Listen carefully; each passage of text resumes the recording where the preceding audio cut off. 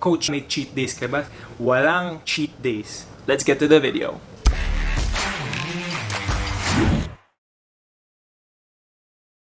What's good, YouTube? Welcome back to the channel. It's Jacobalava, and today's video is a continuation of the previous video where I share some lifestyle hacks. It's some of my personal tips on how I maintain my physique year-round. If you're new to the channel, my name is Jacob. I'm an online coach and I share nutrition, diet, and training tips for my fellow Filipinos and for everyone. This time, it's going to be more about practical application instead of lifestyle mentality tips. There will be more hacks, mas maraming advices, tips that you can practically use in your daily life to keep the weight off and for you to stay lean. So let's get it. Napaka-importante ng portion sizes because it can spell the difference between you going overboard with your calories or you staying under. It will make or break your results. Regardless kung malinis or kunyari lean chicken or broccoli or whatever clean food yan, kung sumobra ka sa calories, you're not gonna lose weight. That's the sad reality. Energy balance, guys. When we're trying to keep the weight off or when we're trying to stay lean, napaka-importante, your calories should be below what you need or at maintenance. Napaka-delikado, napaka-delicate kung sumobra ka ng konti kasi that can actually make you gain a bit of weight. If you've been following me for a while, alam nyo guys na I'm a macro tracker. I track my calories and my macros. Not all the time, but it's a handy skill. It's a skill.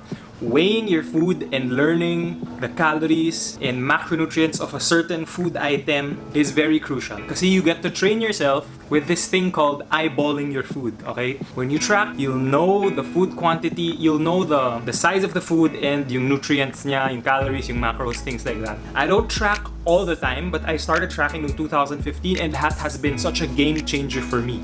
Kasi guys, nung nagtatrack ako, I know it's hassle, titimbangin mo pa and all, pero the more na ginagawa ko, the more na nasasanay ako, ganito pala ang gantong size ng chicken breast or ganito pala ang ganito karaming rice. Minsan hindi ko na siya tinitimbang because I already know kung anong macros nun, kung ano yung carbs nun, tsaka yung calories nun. And guys, this is a skill that you learn, okay? It's not like, okay, I'm gonna track for a week, tapos matututunan ko na siya.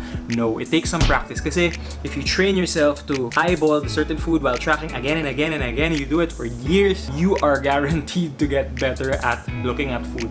At the same time, it raises your awareness towards the food. So for example, chicken breast, high protein, a little bit of fat. Pizza, high carb, high fat, a little bit of protein depending on the flavor. Chinese food, let's say sweet sour pork, protein, carbs, and fat. So things like that. You kinda get to know the macronutrients in food, tsaka yung calories niya based off of looking at it. Now, pag mas maraming ingredients yung food, syempre napakahirap nun, diba? With that being said, yung mga basic food mo, yung mga rice, chicken breast, nagkaka-awareness ka dun sa calories and sa macronutrients nung certain food item na yun. And that goes a long way, guys. Practice makes perfect.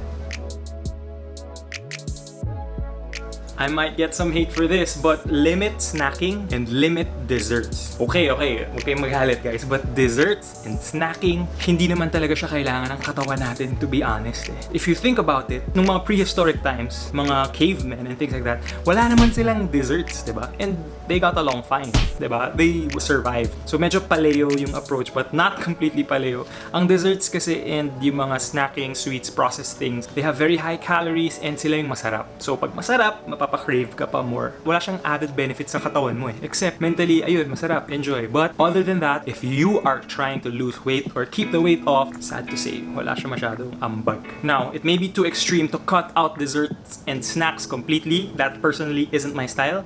I incorporate it in my overall calorie intake. Which leads me to my next point.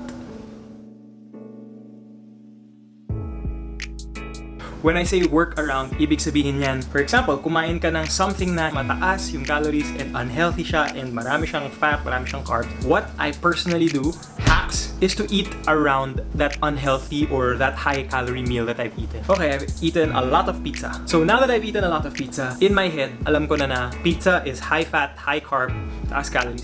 So what do? Di naman ibig sabihin I'll stop eating the entire day, diba? For example, if I had that pizza nung lunch, for my dinner, I'm just gonna focus on lower carb, lower fat alternatives na high protein. Whey protein, a little bit of oats, or lean protein, meat, tuna, with salad. I know, hindi siya sobrang sarap, diba? And it's very boring. Pero syempre, hindi pwede yung lahat ng meals mo masarap. Hindi lang posible yun. If I'm gonna be trying to maintain my physique, I can't eat burger, pizza, or whatever food, breakfast, lunch, dinner. Hindi talaga siya kaya. One meal, I might get away with it, but not the entire day. Which leads me to my next point, which is cheat meals, not cheat days. I repeat, guys, walang cheat days. A lot of people tell me, oh, coach, may cheat days ba? May cheat days ka ba? Things like that. I rarely do, but I'd rather have cheat meals. Kasi guys, sad to say, one day of completely eating whatever you want in large quantities can mess up a whole week of progress. That's why sometimes nadidishearten yung ibang tao kasi, okay, I have a weekly cheat day. Monday to Friday to Saturday, sobrang okay. Then Sunday, all out. Guys, I've seen it happen so many times and that's not gonna be effective. Or minsan, sobrang daming kinakain ng tao na outdo lahat ng work na ginawa niya for the week. So sayang ang effort, guys. So instead of cheat days, focus on cheat meals. Okay?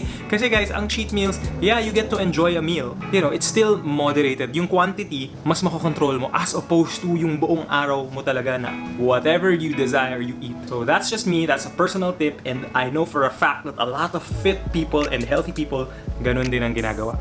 So, no cheat days.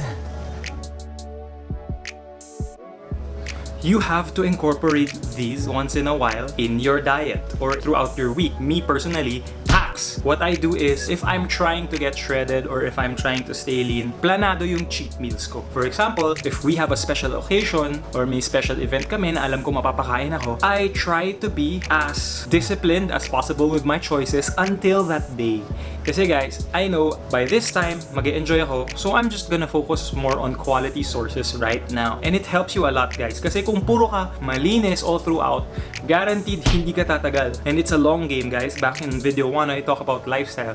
Every time you have that occasional planned cheat meal, nagre-reset yung mental state mo na parang, okay, so I'm ready to go, I'm ready to diet again, I'm ready to eat nutritious food again until my next cheat meal. Something like that, guys. And it makes a huge difference. It takes some practice, pero guys, let me tell you, it does work because yun yung ginagawa ko. And that's what a lot of fitness YouTubers do. If you wanna be fit like them, you have to do this.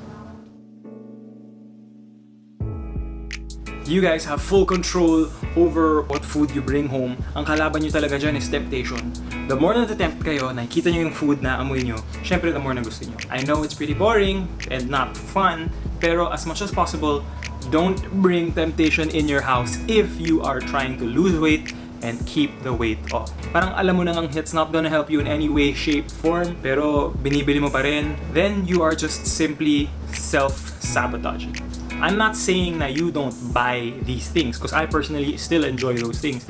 Pero ako kasi guys, disciplined ako when it comes to the quantity. I know how much I can eat and at the same time, I can say no pag alam kong sumasobra na ako. If you are new and you are trying to lose weight, cut weight, get the weight off, then as much as possible, don't try to bring any temptation in your house.